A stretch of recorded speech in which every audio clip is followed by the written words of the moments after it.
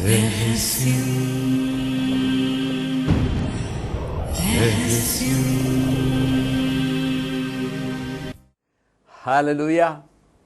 Praise the Lord.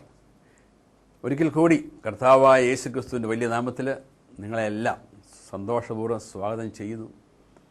നമ്മൾ കേൾക്കുവാൻ ആരംഭിച്ചിരിക്കുന്നത് വലിയ ഒരു രഹസ്യത്തെക്കുറിച്ചാണ്. അനേകർക്ക് ഒരുപക്ഷെ മനസ്സിലാക്കുവാനോ ഗ്രഹിക്കുവാനോ ഉൾക്കൊള്ളുവാനോ സാധിക്കാത്ത ഒരു വലിയ സത്യം. ഇത് വളരെ ടച്ചിങ് ആയിട്ടുള്ള ഒരു വിഷയമാണ്. അനേകർക്ക് ഒരുപക്ഷെ സ്വീകരിക്കാൻ ബുദ്ധിമുട്ടായിരിക്കാം, എതിർപ്പുണ്ടായിരിക്കാം. പക്ഷേ ഞാൻ വചനത്തിൻ്റെ അടിസ്ഥാനത്തിലാണ് കാണിച്ചു തരിക. എൻ്റെ അഭിപ്രായങ്ങളൊന്നും അവിടെ പറയുന്നില്ല. ആദ്യത്തെ മനുഷ്യനാകുന്ന ആദം മൂലം പാപം മൂലം നിത്യമായ മരണവും ഈ ഭൂമിയിലേക്ക്, ഈ ലോകത്തിലേക്ക്, എല്ലാ മനുഷ്യരിലേക്കും വന്നിരിക്കുന്നു എന്ന് നമ്മൾ കേട്ട് കഴിഞ്ഞു. ആദ്യത്തെ ആദത്തെയും ഹവ്വായെയും അവരുടെ സന്തതികളെയും ദൈവം ശപിച്ചതാണ്. ഈ ഭൂമിയെ ദൈവം ശപിച്ചതാണ്. നമ്മൾ ജീവിക്കുന്ന ഈ ഭൂമി ശപിക്കപ്പെട്ട ഒരു ഭൂമിയാണ്. യേശുക്രിസ്തുവാകുന്ന രണ്ടാമത്തെ ആ മനുഷ്യനെ, രണ്ടാമത്തെ ആദത്തിനെ, ആ ആദത്തിലൂടെ ദൈവം ആരംഭിച്ചിരിക്കുന്ന രണ്ടാമത്തെ ആ സൃഷ്ടിയിലേക്ക് ഒരു വീണ്ടും ജനനത്തിലൂടെ കടന്നു വന്നിട്ടില്ലെങ്കിൽ നമ്മളെല്ലാവരും ശപിക്കപ്പെട്ട ഒരവസ്ഥയിലാണ്. നിത്യമായ മരണത്തിലേക്ക് പോയിക്കൊണ്ടിരിക്കുന്നവരാണ്. മനുഷ്യന് അവൻ്റെ കഴിവ് കൊണ്ട്, അവൻ്റെ പ്രയത്നം കൊണ്ട് ഈ അവസ്ഥയിൽ നിന്നും രക്ഷപ്പെടാൻ സാധ്യമല്ല. ദൈവത്തിന് മാത്രമേ മനുഷ്യനെ രക്ഷിക്കുവാൻ സാധിക്കുകയുള്ളൂ. അതിന് ദൈവം തിരഞ്ഞെടുത്ത വഴിയാണ് തൻ്റെ ഏകജാതനായ യേശുക്രിസ്തുവിനെ, ദൈവത്തിൻ്റെ ക്രിസ്തുവായിരുന്ന, ദൈവത്തിൻ്റെ പുത്രനായിരുന്ന, ദൈവം തന്നെയായ യേശുവിനെ, അവൻ്റെ ദൈവികത്വമെല്ലാം മാറ്റിവെച്ചിട്ട് ഈ ഭൂമിയിലേക്ക് നമ്മളെപ്പോലെ ഒരു മനുഷ്യനായിട്ട് കടന്നു വരികയും നമ്മളെപ്പോലെ എല്ലാവിധമായ പ്രലോഭനങ്ങൾക്കും വിധേയനാകുകയും, എന്നാൽ പാപം ചെയ്യാത്ത, പാപമില്ലാത്ത, നിഷ്കളങ്കയായ ആ യേശുവിനെ, എൻ്റെ നിങ്ങളുടെ ലോകത്തിൻ്റെ മുഴുവനും പാപം അവൻ്റെ മേൽ ചുമത്തിക്കൊണ്ട്, നമ്മുടെ രോഗങ്ങൾ വഹിച്ചുകൊണ്ട്, നമ്മുടെ ശാപം ഏറ്റെടുത്തുകൊണ്ട്, നമുക്ക് വേണ്ടി ശപിക്കപ്പെട്ടവനായിട്ട്, നമുക്ക് വേണ്ടി നമ്മുടെ ശിക്ഷ ഏറ്റെടുത്തുകൊണ്ട് കുരിശിൽ മരിച്ച് അടക്കപ്പെട്ട് മൂന്നാം നാൾ ഉത്ഥാനം ചെയ്ത് പിശാചിൻ്റെ മേലും പാപത്തിൻ്റെ മേലും ശാപത്തിൻ്റെ മേലും രോഗത്തിൻ്റെ മേലും എല്ലാം വിജയം പ്രാപിച്ചുകൊണ്ട് യേശുവിലൂടെ ദൈവം ഒരു പുതിയ സൃഷ്ടി ആരംഭിച്ചിരിക്കുകയാണ്. ആ സൃഷ്ടിയിലേക്ക് കടന്നു വന്നെങ്കിൽ മാത്രമേ നമുക്ക് നിത്യമായ ഒരു ജീവിതമുള്ളൂ. പ്രിയപ്പെട്ടവരെ, ആ സൃഷ്ടിയിലേക്ക്, ആ പുതിയ സൃഷ്ടിയിലേക്ക് കടന്നു വരുന്നവർ, ആദത്തിന് ഒരു സഹായിയെ ആവശ്യമുണ്ടായിരുന്നതുപോലെ രണ്ടാമത്തെ ആദമായ യേശുക്രിസ്തുവിൻ്റെ ഒരു സഹായി, ഒരു മണവാട്ടി, അതാണ് സഭ.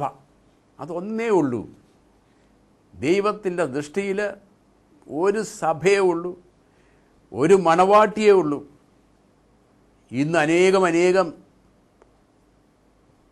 പേരുകൾ നൽകിക്കൊണ്ട് അനേകം ക്രൈസ്തവ സഭകൾ അവരുടേതായ പാരമ്പര്യങ്ങളെയും അവരുടേതായ ആചാരങ്ങളെയും അനുഷ്ഠാനങ്ങളെയും എല്ലാം മുറുകെ പിടിച്ചുകൊണ്ട് അവർ ഇന്ന് മുറുകെ പിടിക്കുന്നതും സ്നേഹിക്കുന്നതും ആശ്രയിക്കുന്നതും യേശുവിനെ അല്ല, അവർ സ്ഥാപിച്ചിരിക്കുന്ന സഭയാണ്. അവർക്ക് സഭയാണ് വലുത്, അവരുടെ സഭ. യേശുവിനല്ല സ്ഥാനം. ഇത് ഒരു വിധത്തിൽ പറഞ്ഞ ആത്മീയ അന്ധതയാണ്. ദൈവവചനത്തോടുള്ള ഒരു അന്ധതയാണ്. ദൈവികമായ രഹസ്യങ്ങളെക്കുറിച്ചുള്ള ഒരു അന്ധതയാണ്. നമ്മൾ വചനത്തിലൂടെ കണ്ടു കഴിഞ്ഞു, ആദത്തെ ഹവ്വായെയും ഒക്കെ ദൈവം ശപിച്ചതാണ്. ആ ഭൂമിയെ ശപിച്ചതാണ്. ആ ഭൂമി കർത്താവ് വരുന്ന സമയത്ത് അത് പൂർണ്ണമായിട്ട് നശിപ്പിക്കപ്പെടുമെന്ന് 2 പത്രോസിൻ്റെ 3-ാം അധ്യായത്തിൽ ഞാൻ ഏതാനും വാക്യങ്ങൾ മാത്രം വായിക്കുകയാണ്. 7-ാമത്തെ വാക്യത്തിൽ പറയുന്നു, വിധിയുടെയും ദുഷ്ടമനുഷ്യരുടെ നാശത്തിൻ്റെയും ദിനത്തിൽ അഗ്നിക്ക് ഇരയാകേണ്ടതിന് ഇപ്പോഴുള്ള ആകാശവും ഭൂമിയും അതേ വചനത്താൽ തന്നെ സൂക്ഷിക്കപ്പെടുന്നു. ഇപ്പോൾ നമ്മൾ കാണുന്ന ആകാശവും ഭൂമിയും കർത്താവ് നശിപ്പിക്കാൻ വേണ്ടി വച്ചിരിക്കുന്നതാണെന്നാണ് ഇവിടെ പറയുന്നത്.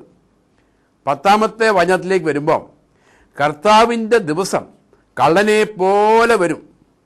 അപ്പോൾ ആകാശം വലിയ ശബ്ദത്തോടെ അപ്രത്യക്ഷമാകും, മൂലപദാർത്ഥങ്ങൾ എരിഞ്ഞ് ചാമ്പലാകും, ഭൂമിയും അതിലുള്ള സമസ്തവും കത്തി നശിക്കും. 12-ാമത്തെ വചനം 2 പത്രോസിൻ്റെ 3:12, ആകാശം തീയിൽ വെന്ത് നശിക്കുകയും മൂലപദാർത്ഥങ്ങൾ വെന്തുരുകയും ചെയ്യുന്ന ദൈവത്തിൻ്റെ ആഗമന ദിനത്തെ പ്രതീക്ഷിക്കുകയും ത്വരിതപ്പെടുത്തുകയും ചെയ്യുവിൻ. ഇപ്പോൾ പ്രിയപ്പെട്ടവരെ, വളരെ വ്യക്തമായിട്ട് ദൈവത്തിൻ്റെ വചനമാണ് പറയുക. ഇപ്പോഴുള്ള ആകാശവും ഭൂമിയും കടന്നു പോകും. ഇത് കണ്ടുകൊണ്ട് തന്നെയാണ് ഒരു പ്രാവശ്യം യേശുക്രിസ്തു പറഞ്ഞത്, ആകാശവും ഭൂമിയും കടന്നു പോയാലും എൻ്റെ വചനങ്ങൾ കടന്നു പോകത്തില്ല. അത്രമാത്രം പ്രാധാന്യമാണ് ദൈവത്തിൻ്റെ ഈ വചനം. പ്രിയപ്പെട്ടവരെ, നമ്മുടെ ജീവിതത്തിൽ ഈ വചനത്തിന് എന്ത് സ്ഥാനം കൊടുത്തിട്ടുണ്ട്. യേശു പറഞ്ഞു, ഞാൻ ഈ പറയുന്ന വചനങ്ങൾ, ആകാശവും ഭൂമിയും കടന്നു പോകും, പക്ഷേ ഈ വചനം കടന്നു പോകത്തില്ല. കാരണം ഈ വചനം ദൈവമാണ്, വചനം ദൈവമാണ്, വചനം യേശുവാണ്. ആ വചനം, ആ സത്യവചനമാണ് പറയുന്നത്, ഇപ്പോൾ കാണുന്ന ആകാശവും ഭൂമിയും കത്തി ചാമ്പലായിപ്പോവും. ഇത് പഴയ സൃഷ്ടിയിലുള്ളതാണ്. ദൈവം ആദത്തെയും ഹവ്വായെയും ഈ ഭൂമിയെയൊക്കെ ശപിച്ചതാണ്. അതുകൊണ്ട് ആദവും ഹവ്വായും അവരുടെ ഛായയിൽ സൃഷ്ടിക്കപ്പെട്ട് പുതിയ ആദമാകുന്ന യേശുക്രിസ്തുവിനെ സ്വീകരിക്കാൻ സന്മനസ്സില്ലാതെ മനുഷ്യൻ അവൻ്റെതായ സഭകളിലൊക്കെ കുടുങ്ങി അവൻ്റെ ആചാരങ്ങളെ അനുഷ്ഠാനങ്ങളെ മുറുകെപ്പിടിച്ച് വചനത്തെ മാറ്റിവെച്ചിട്ട് ഈ വചനം വായിക്കാൻ പോലും അനുവദിക്കാത്ത ഒരു കാലഘട്ടം പോലും ഉണ്ടായിരുന്നു. ദൈവത്തിൻ്റെ വചനം, ദൈവാത്മാവിനാൽ എഴുതപ്പെട്ട വചനം വായിക്കരുതെന്ന് ദൈവാത്മാവ് പറയുമോ? അങ്ങനെ മനുഷ്യനെ കൊണ്ട് ദൈവത്തിൻ്റെ ഈ സത്യവചനം പോലും വായിക്കാൻ സമ്മതിച്ചിട്ടില്ലാത്ത കാലങ്ങളുണ്ടായിരുന്നു. അത്രമാത്രം ഈ വചനത്തെ മാറ്റിവെച്ചിരിക്കുന്ന കാലഘട്ടങ്ങളിലാണ് നമ്മൾ കടന്നു വന്നിരിക്കുന്നത്. മനുഷ്യൻ തൻ്റെ ആചാരങ്ങൾക്കും അനുഷ്ഠാനങ്ങൾക്കും പാരമ്പര്യങ്ങൾക്കും വേണ്ടി ദൈവത്തെയും ദൈവവചനത്തെയും യേശുവിനെയും മാറ്റി നിർത്തിക്കൊണ്ട് ജീവിക്കുന്ന ഒരു കാലഘട്ടം. ഈ സത്യങ്ങൾ മനസ്സിലാക്കാതെ അങ്ങനെയുള്ള ഒരു സൃഷ്ടിയുണ്ട്, ഒരു പഴയ സൃഷ്ടിയുണ്ട്. ആ പഴയ സൃഷ്ടിയിലാണോ നിങ്ങൾ ജീവിക്കുന്നത് എങ്കിൽ ആ പഴയ സൃഷ്ടി പൂർണ്ണമായിട്ട് തീക്കകത്തോട്ട് എറിയപ്പെടുമെന്ന് നമ്മൾ വായിച്ചു കേട്ടു. ഈ ആകാശവും ഭൂമിയും നശിച്ചു പോകും. ഇതെല്ലാം മുന്നിൽ കണ്ടുകൊണ്ട് തന്നെ ദൈവം ഒരിക്കലും പരാജയപ്പെടാത്ത ദൈവമായതുകൊണ്ട് അവിടുന്ന് പറയുന്നു, യേശയ്യ 65:17 പറയുന്നു, for behold I create a new heaven and a new earth and the former shall not be remembered or come to mind. ഇതാ ഞാൻ പുതിയ ആകാശവും പുതിയ ഭൂമിയും സൃഷ്ടിക്കുന്നു, പഴയ ആകാശവും പഴയ ഭൂമിയും അനുസ്മരിക്കുകയോ അവ എൻ്റെ മനസ്സിൽ വരികയോ ഇല്ല. പഴയ സൃഷ്ടിയിലുള്ള മനുഷ്യർ മുഴുവനും നിത്യമായ മരണത്തിലേക്ക് പോവും. ആ പഴയ സൃഷ്ടിയിൽ ഉള്ള ഈ ആകാശവും ഭൂമിയും പൂർണ്ണമായിട്ട് നശിപ്പിക്കും. എന്നിട്ട് പുതിയൊരാകാശവും പുതിയൊരു ഭൂമിയും തരും. യേശയ്യായുടെ 66:22 പറയുന്നു, ഞാൻ സൃഷ്ടിക്കുന്ന പുതിയ ആകാശവും പുതിയ ഭൂമിയും എൻ്റെ മുമ്പിൽ നിലനിൽക്കുന്നത് പോലെ നിങ്ങളുടെ സന്തതികളും നിങ്ങളുടെ നാമവും നിലനിൽക്കും. ദൈവം പറയുന്ന വാഗ്ദാനമാണിത്. ഞാൻ ഇനിയും സൃഷ്ടിക്കാൻ പോകുന്ന ഒരു പുതിയ ആകാശവും പുതിയ ഭൂമിയും എൻ്റെ മുമ്പിൽ നിലനിൽക്കുന്നത് പോലെ നിങ്ങളുടെ സന്തതികളും നിങ്ങളുടെ നാമവും നിലനിൽക്കും. പ്രിയപ്പെട്ടവർ, നമ്മളിതൊക്കെ വായിക്കുമ്പോൾ നമ്മൾ പ്രത്യേകമായിട്ട് മനസ്സിലാക്കേണ്ട ഒരു സത്യമുണ്ട്. ദൈവത്തിന് സമയമില്ല. നമ്മൾ സമയത്തിൻ്റെ പരിധിയിലാണ്. We are limited by time. God is in eternity. ദൈവം നിത്യതയിലാണ്. അവിടെ ഇന്നലെയും ഇന്നും നാളെയും എന്നില്ല. അവിടെ ഭൂതകാലമില്ല, വർത്തമാനകാലമില്ല, ഭാവി കാലമില്ല. ദൈവത്തിന് സമയമില്ല. നമ്മൾ ഈ ഭൂമിയിൽ സൃഷ്ടിക്കപ്പെട്ടതായതുകൊണ്ട് നമ്മൾ സമയത്തിൻ്റെ ഒരു ലിമിറ്റഡ് ആയിട്ടുള്ള ഒരു ടൈമിലാണ് നമ്മൾ. എന്നാൽ എപ്പോൾ നമ്മുടെ ശരീരം മരിക്കുന്നുവോ നമ്മൾ സമയമില്ലാത്ത നിത്യതയിലേക്ക് പോവുക. ആ നിത്യതയിലേക്ക് നമ്മൾ പോകുമ്പോൾ ഒന്നെങ്കിൽ നിത്യമായ സന്തോഷകരമായ യേശുക്രിസ്തുവിനോട് ഐക്യപ്പെട്ടുള്ള ഒരു ജീവിതമാകുന്ന സ്വർഗീയ അനുഭൂതിയിലേക്കോ അല്ലെങ്കിൽ നിത്യമായ നരകത്തിലേക്കോ ആണ് പോവുക. നിത്യതയിൽ സമയമില്ല, ഇന്നലെയില്ല, ഇന്നില്ല, എന്നുമില്ല. അപ്പോൾ ഇവിടെ ഈ വചനം ദൈവം സംസാരിക്കുന്ന ദൈവമാണിത്. This is an eternal word. ഈ വചനം നമുക്ക് നമ്മുടേതായ ബുദ്ധി കൊണ്ട് സമയത്തിൻ്റെ പരിധിയിൽ കൊണ്ടുവന്നിട്ട് അളക്കാവുന്നതല്ല. ദൈവം പറഞ്ഞ കാര്യങ്ങൾ നമുക്ക് മനസ്സിലാക്കാവുന്ന രീതിയിലാണ് നമ്മളോട് സംസാരിക്കുന്നത് മാത്രമേ ഉള്ളൂ. അതുകൊണ്ടാണ് 2 പത്രോസിൻ്റെ 3-ാം അധ്യായത്തിൽ 8-ാമത്തെ വാക്യത്തിൽ നമുക്ക് മനസ്സിലാകാൻ വേണ്ടി ഇപ്രകാരം ദൈവം തന്നെ പറയുകയാണ്: പ്രിയപ്പെട്ടവരെ, കർത്താവിൻ്റെ മുമ്പിൽ ഒരു ദിവസം 1000 വർഷങ്ങൾ പോലെയും 1000 വർഷങ്ങൾ ഒരു ദിവസം പോലെയുമാണ് എന്ന കാര്യം നിങ്ങൾ വിസ്മരിക്കരുത്.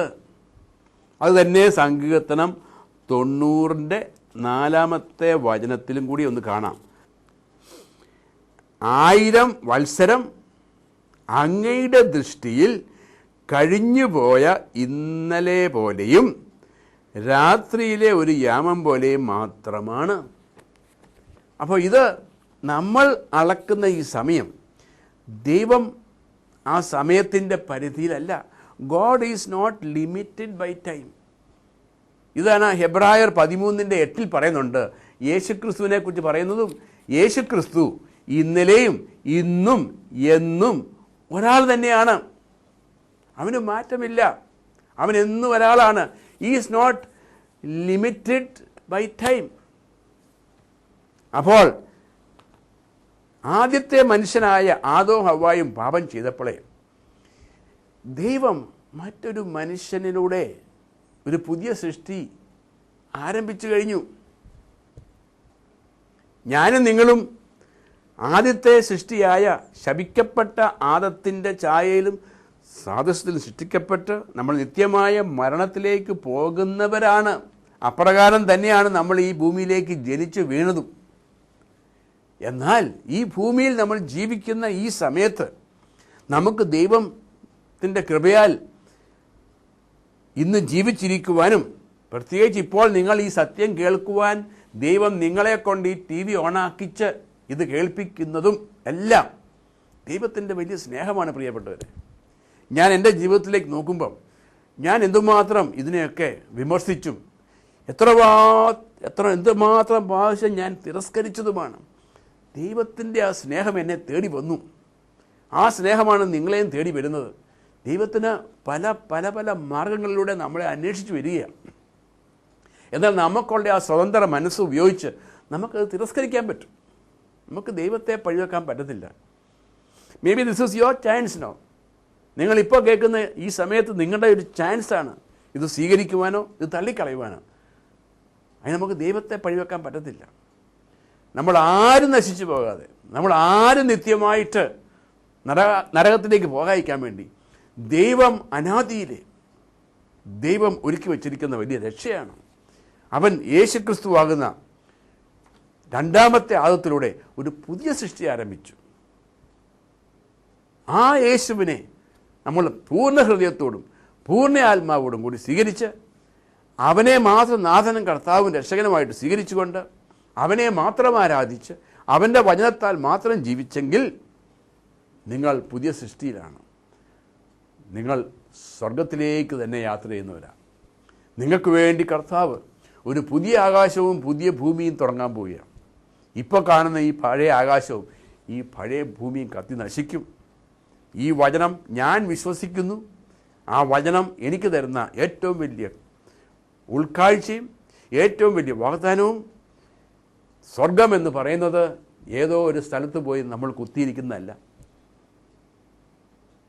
ദൈവം എന്തിനു വേണ്ടി മനുഷ്യനെ ഈ ഭൂമിയിൽ സൃഷ്ടിച്ചുവോ അത് ദൈവത്തിൻ്റെ പദ്ധതി നടപ്പാക്കാൻ സാധിക്കാത്ത വിധത്തിൽ മനുഷ്യൻ ദൈവത്തിൻ്റെ വചനത്തെ തിരസ്കരിച്ചതുകൊണ്ട് ആ മനുഷ്യനെ ശപിച്ചു, ആ സ്ത്രീയെ ശപിച്ചു, ആ ആകാശവും ഭൂമിയും ശപിച്ചു.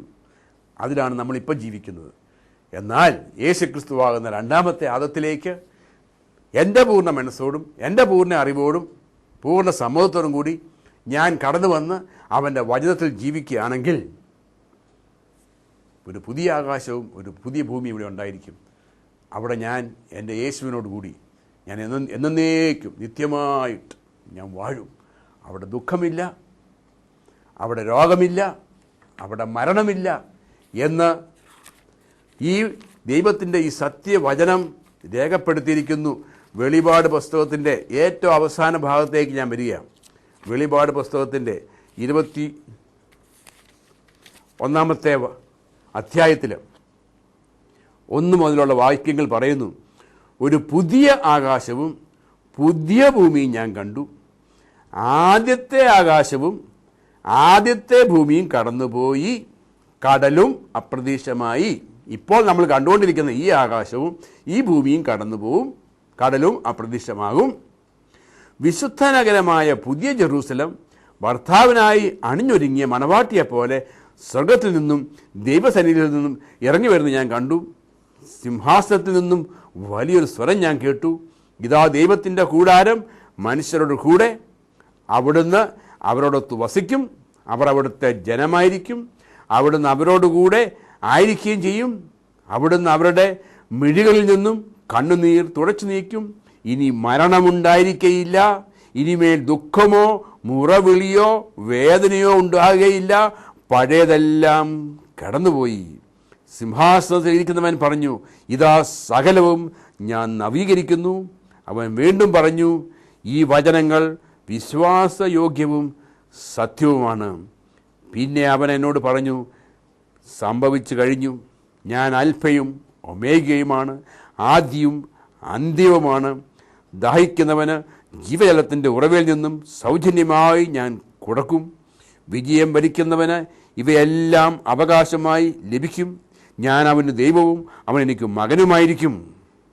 എന്നാൽ ഭീരുക്കൾ, മനുഷ്യരെ ഭയപ്പെടുന്നവർ, അവിശ്വാസികൾ, ദൈവത്തിൻ്റെ വചനത്തിൽ വിശ്വസിക്കാത്തവർ, ദുർമാർഗികൾ, കൊലപാതകികൾ, വ്യഭിചാരികൾ, മന്ത്രവാദികൾ, വിഗ്രഹാരാധകർ, കാപട്യക്കാർ എന്നിവരുടെ ഓഹരി തീയും ഗന്ധവും എരിയുന്ന തടാകവുമായിരിക്കും.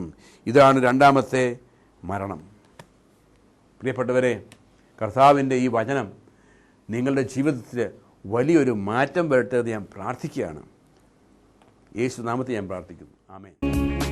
രോഗദുഃഖങ്ങളും മരണമതും തെല്ലും നീ ഭയപ്പെടേണ്ട. രോഗദുഃഖങ്ങളും മരണമതും തെല്ലും നീ ഭയപ്പെടേണ്ട. ദേഹം മണ്ണോടു ചേർന്നെന്നാലും രൂപാന്തരം പ്രാപിക്കും. ദേഹം മണ്ണോടു ചേർന്നെന്നാലും രൂപാന്തരം പ്രാപിക്കും. ചേരുന്നാം വേഗത്തിൽ ഇമ്പവിടതിൽ കാണും നാം അന്നാളിൽ പ്രിയൻ പൊന്മുഖം. ആമേൻ. ചേരുന്നാം വേഗത്തിൽ ഇമ്പവിടതിൽ കാണും നാം അന്നാളിൽ പ്രിയൻ പൊന്മുഖം. ചട ചടേ ഉയർക്കും വിശുദ്ധരെല്ലാം കാഹളനാദം കേൾക്കുമ്പോൾ. ചട ചടേ ഉയർക്കും വിശുദ്ധരെല്ലാം കാഹളനാദം കേൾക്കുമ്പോൾ. പാരിൽ പാർത്തിടും നാം എല്ലാരും രൂപാന്തരം പാടിടും